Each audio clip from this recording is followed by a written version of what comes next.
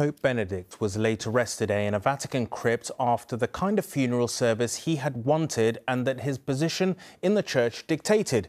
In other words, it was both simple and heavy with tradition. It was also historic because the Pope, his successor, Francis, presided over the funeral of another.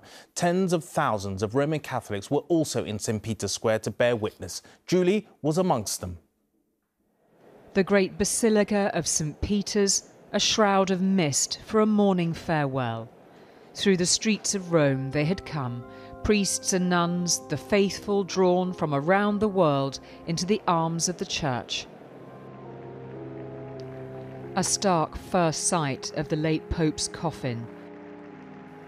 A simple casket of cypress wood, laid on the ground in papal tradition, the Gospels open on top. From George Ganswein, the private secretary who'd served him for over 30 years, a kiss. Then Pope Francis, his own elderly frailties in view, was assisted to the altar, robed in funeral red, the image for the history books as he prepared to lay his predecessor to rest. At Pope Benedict's request, this was a simple funeral. Very few world figures were here, only official delegations from Germany and Italy.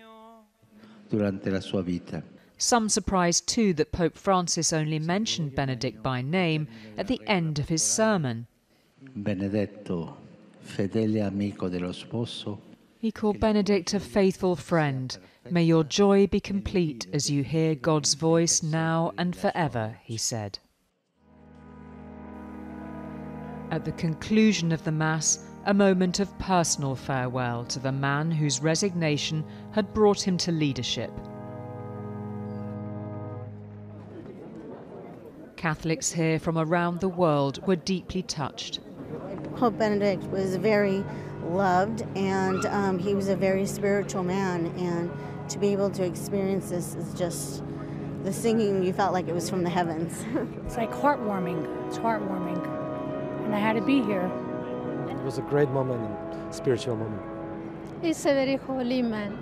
I am expecting to become, see him as a saint very soon.